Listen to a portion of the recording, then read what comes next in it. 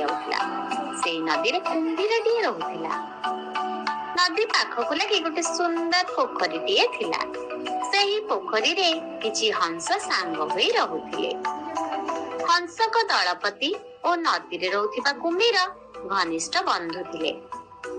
सेमानक मध्यरे गोटे हंस शांत स्वभावर थिला। ना तार थिला बिरलू ओ से भारी अलसुआ मध्य थिला।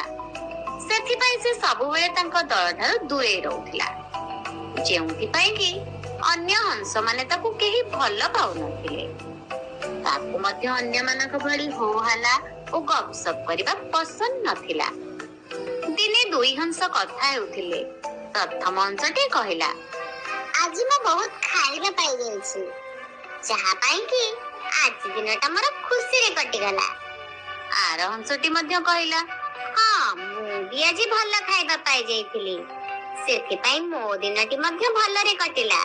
पुणी समाने कथा हेबाकू लागिले। प्रथम हंसटी कहिला, अरे जानिछ से बिल्लू म निजुको कोन भाबुची के जानी, से आम समस्त ठारू दूरे ही रहउची, तार प्रबल गर्व। द्वितीय हंस कहिला, हां बा से तो एते अलसुआ, से ता पाई खाद्य केउठु जोगाड़ करूची के जानी, काहे कि ना से केबे परिश्रम करिबा मु तो देखिनी।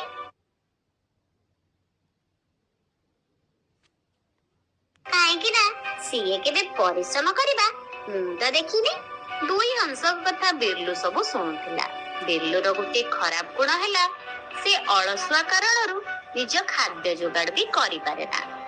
दिने बिरलू भाबिला किपरि अल्प परिश्रम रे खाद्यर जोगाड़ होई पारिबो। ता मनरे मध्य गोटे शैतानिया बुद्धि जुटिला। से भाबिला आ परिश्रम न करी जाई अन्य हंसक खाद्य चोराई आनी खाइबी। से मध्य सेया कला। सेमानक दलरे गोटे परिश्रमी हंसटीए थाए। तार ना बिल्टू। से बहुत परिश्रम करी प्रतिदिन खाद्य जोगाड़ करे। किछि खाद्य से निजे खाए ओ किछि खाद्य संचय करी रखे। एहा बिल्लू जानिथिला।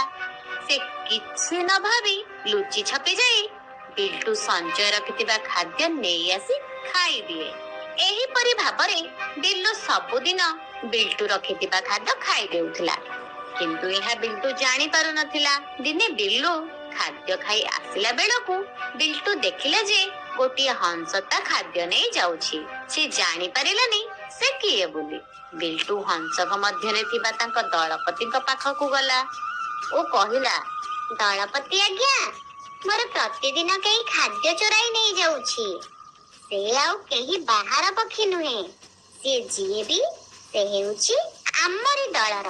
दलपति यह सुनी कहिले, हौ समस्त को पचारिबा।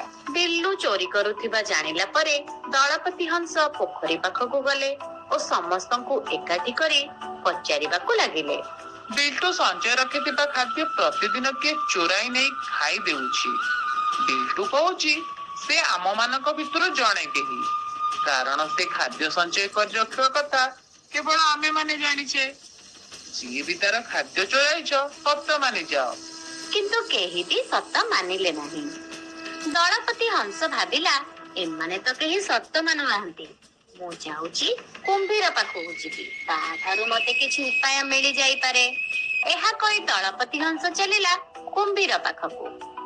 कुंभीर हंस को देखि खुशी होई गला ओ कहिबाकू लागिला, बंधु आज एते जल्दी कोन तमरो मो कथा मने पड़ी गला।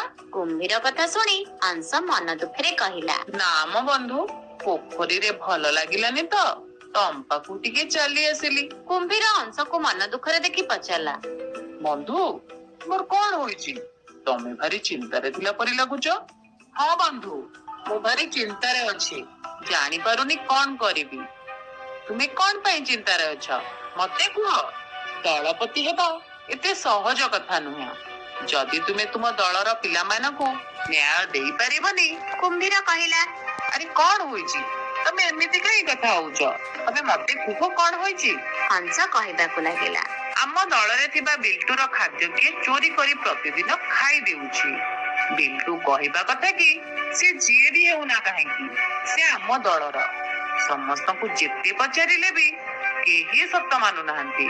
कोन करिबी जानि पारुनी। कुंभीर हंस कथा सुनी कहिला, ଆରେ ଏଇ କଥାକୁ ତମେ ଏତେ ଚିନ୍ତା କରୁଛ?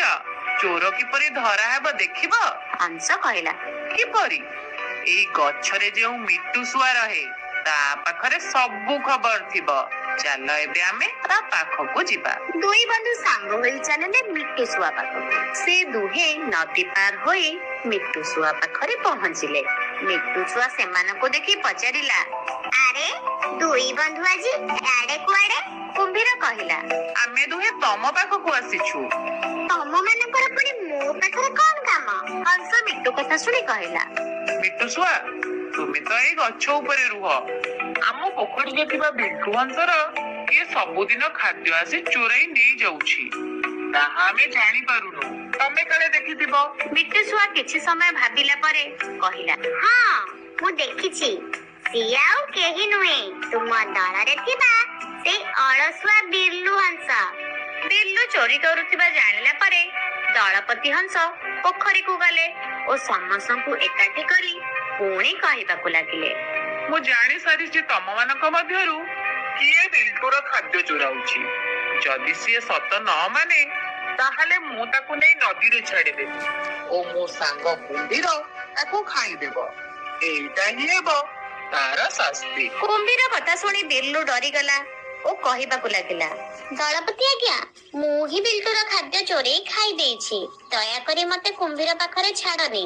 ବିଲ୍ଲୁ କଥା ଶୁଣି ଦଳପତି ରାଗିଗଲେ ଓ ତାକୁ ଏଇ ପୋଖରୀରୁ ଛାଡି ଚାଲିଯିବାକୁ କହିବାରୁ ବିଲ୍ଟୁ ଦଳପତିଙ୍କୁ ଅନୁରୋଧ କରି କହିଲା, ଦଳପତି ଆଜ୍ଞା, ତମେ ଏବେ ବିଲ୍ଲୁକୁ କ୍ଷମା କରିଦିଅ।